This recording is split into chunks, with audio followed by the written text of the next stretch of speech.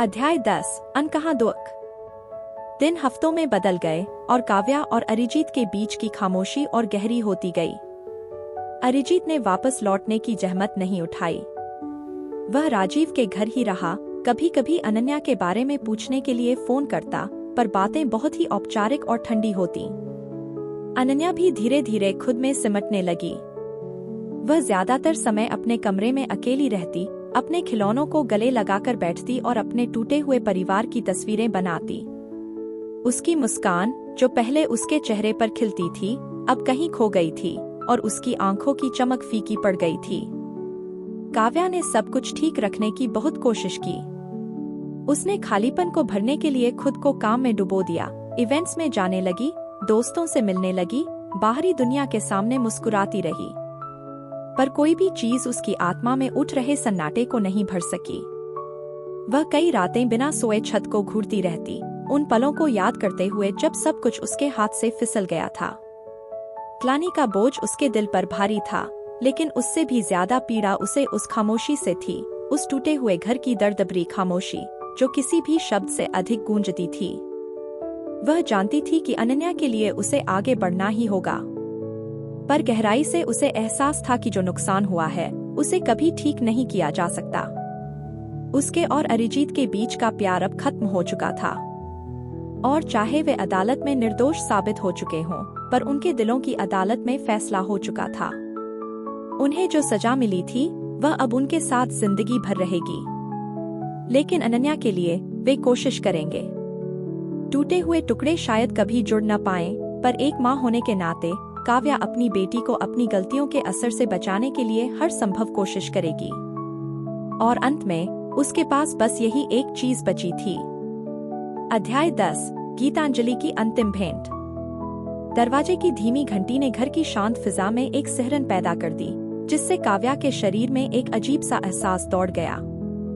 उसे इस क्षण का इंतजार था, लेकिन कब आएगा यह नहीं जानती थी। गीतांजलि कई हफ्तों से दूर थी, लेकिन अब वह यहाँ थी। काव्या ने दरवाजा खोला, दिल पहले से ही भारी था, यह जानकर कि क्या कहा जाएगा। गीतांजलि अंदर आई, उसकी नजरें ठंडी थीं और उनमें एक ऐसी भावना झलक रही थी जो नफरत के करीब थी। उसकी आंखों में कोई ममता नहीं थी, न ही उसके व्यवहार में कोई कोमलता। गीतांजलि ने स्थिर पर कड़वाहट से भरी आवाज में कहा, मैंने तुम्हें यह ठीक करने का मौका दिया था काव्या, लेकिन तुमने सबको धोखा देने का रास्ता चुना। काव्या ने थूक निकला, उसका गला गीतांजलि के शब्दों के वजन से कस गया। वह समझाना चाहती थी, अपनी उन चुनी हुई राहों का सही कारण बताना चाहती थी, लेकिन कुछ भी पर्याप्त नहीं लगा। कोई शब्द उस दरार को नहीं पाट सकते थे जो उनके बीच बन गई थी। काव्या धीरे से, लगभग मिन्नत करती हुई बोली, गीतांजलि, मैंने कभी ऐसा नहीं चाहा। मैं किसी को दुख नहीं देना चाहती थी। गीतांजलि ने एक व्यंग्यात्मक हंसी छोड़ी, जो शांत कमरे में गूंज गई। वह कुछ कदम चली, फिर एक बार फिर काव्या की ओर मुड़ी, उसकी नजरें बर्फ जैसी ठंडी थीं। गीतांजलि ने कहा, और फिर भी तुमने सब कुछ बर्बाद कर दिया काव्या, सब कुछ।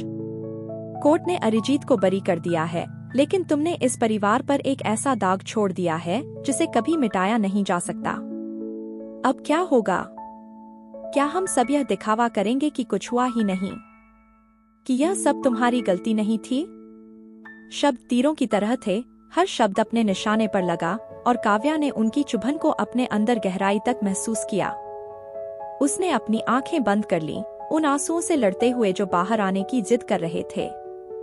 वह अपने दिल की हलचल कैसे समझा सकती थी? अपराध बोध, उलझन, और वह प्यार जो कभी इतना शुद्ध था और अब किसी दूर की याद सा लगने लगा था। काव्या ने फुसफुसाते हुए टूटती आवाज में कहा, मैंने गलती की है गीतांजलि, एक भयानक, अक्षम्य गलती। लेकिन मैंने कभी यह नहीं चाहा कि ऐसा कुछ हो। मैंने कभी अरिजीत को या तुम्हें दुखी करने की इच्छा नहीं की। गीतांजलि उसे देखती रही, उसकी नजरें अडिग थीं। उसकी आंखों में माफी का कोई अंश नहीं था, सिर्फ एक ठंडी, अडिग नाराजगी जो हर गुजरते क्षण के साथ और गहरी होती जा रही थी।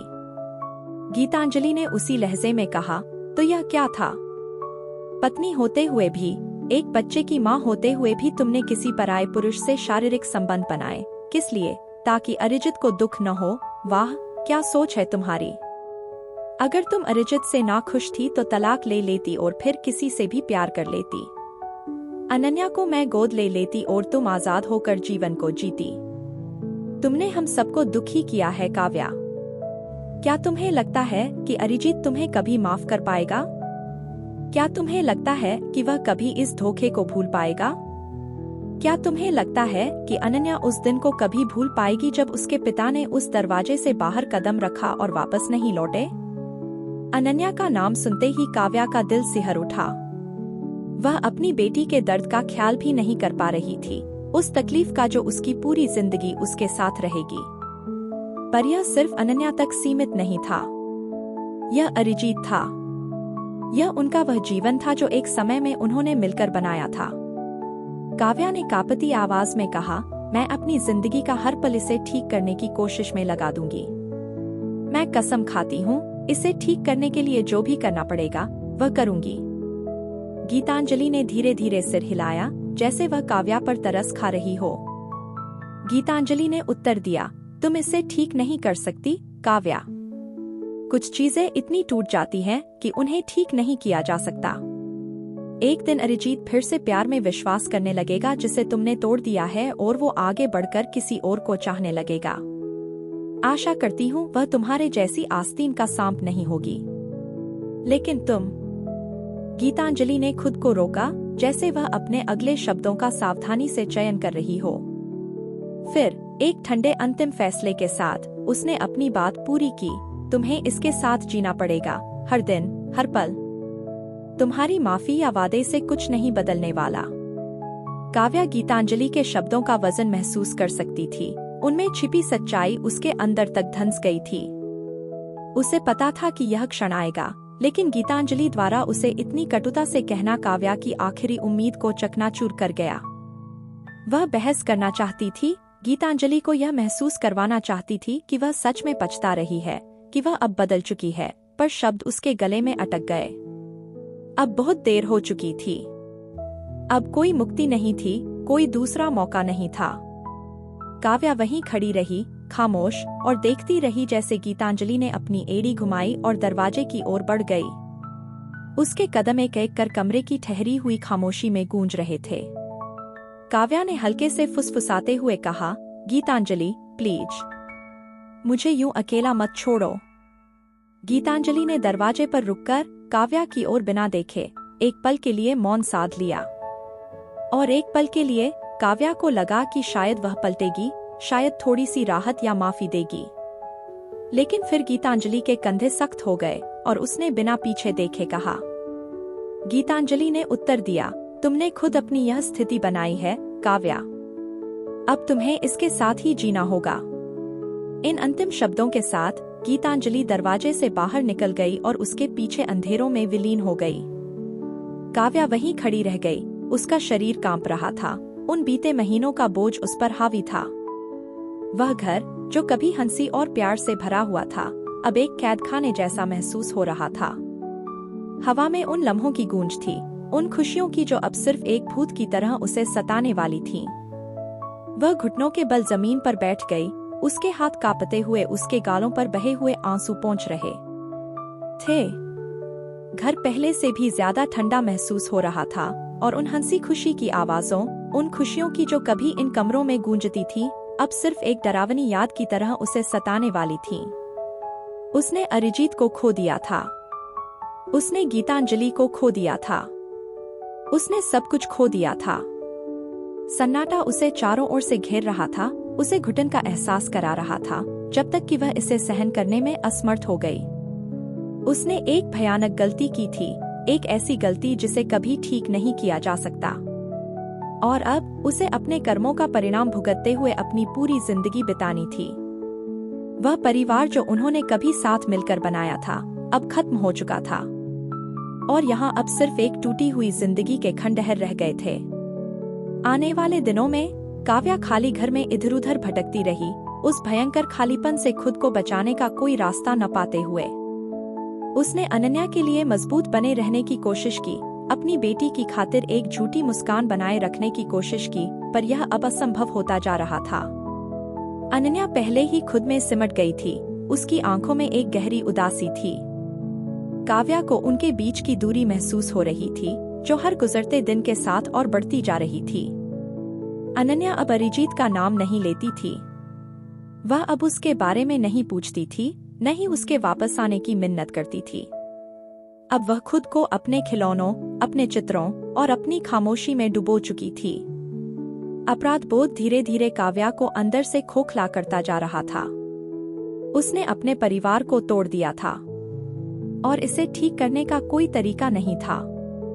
पीछे लौटने का कोई रास्ता नहीं था। अब उसके पास एक टूटा हुआ घर, एक टूटा हुआ दिल और एक बेटी थी जो एक दिन अपनी माँ के चुने हुए रास्तों से नफरत करेगी। जैसे जैसे दिन बीतते गए, काव्या ने एक दर्दनाक सच्चाई को समझ लिया। कुछ चीजें एक बार टूटने के बाद कभी नहीं जुड़ती और उसे इस सच्चाई के साथ अपने शेष जीवन बिताना होगा। समापन, टूटे जीवन, बचे हुए निशान।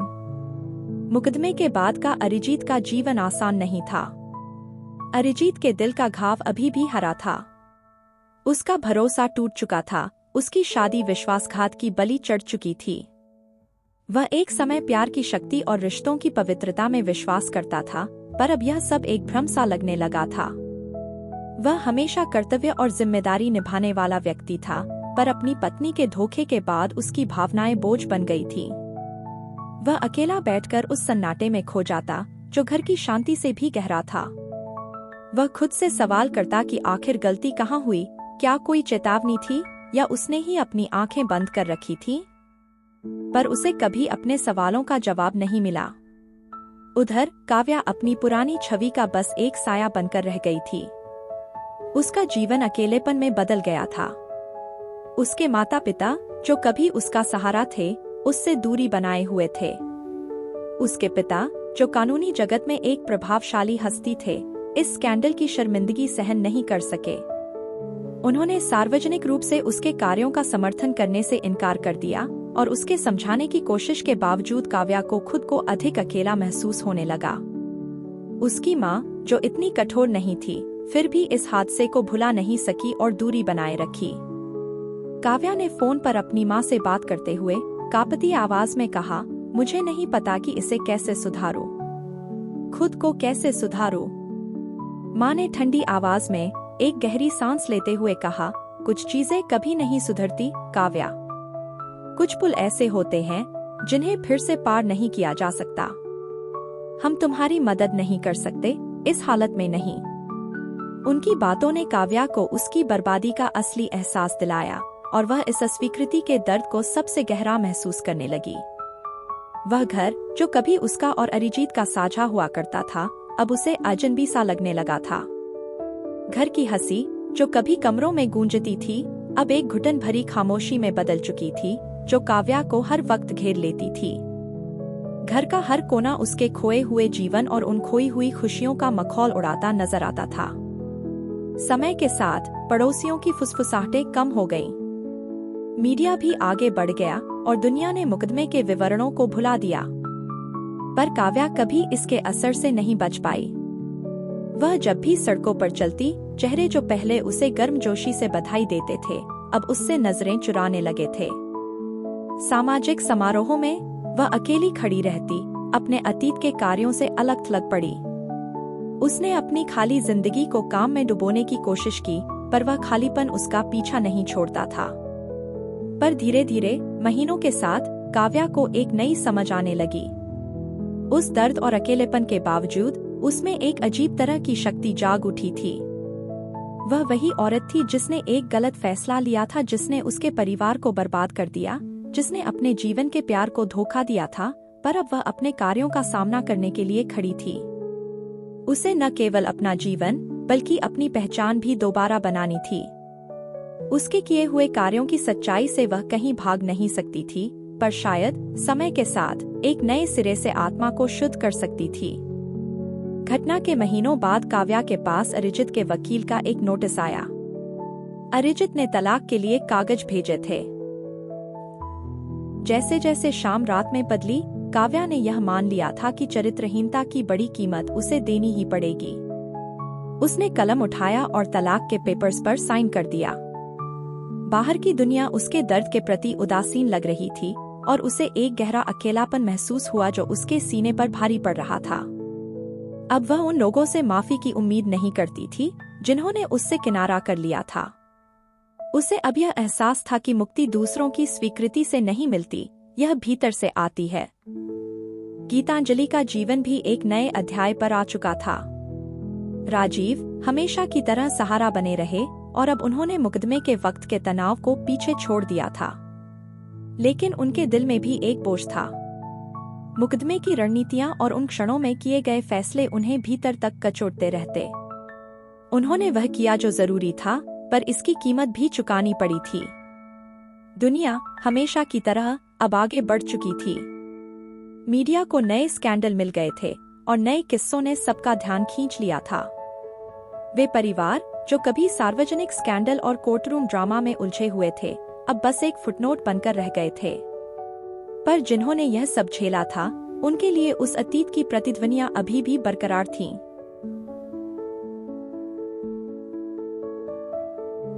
दोस्तों, वीडियो अच्छी लगी हो तो लाइक करो, सब्सक्राइब करो और बेल नोटिफिकेशन का बटन दबा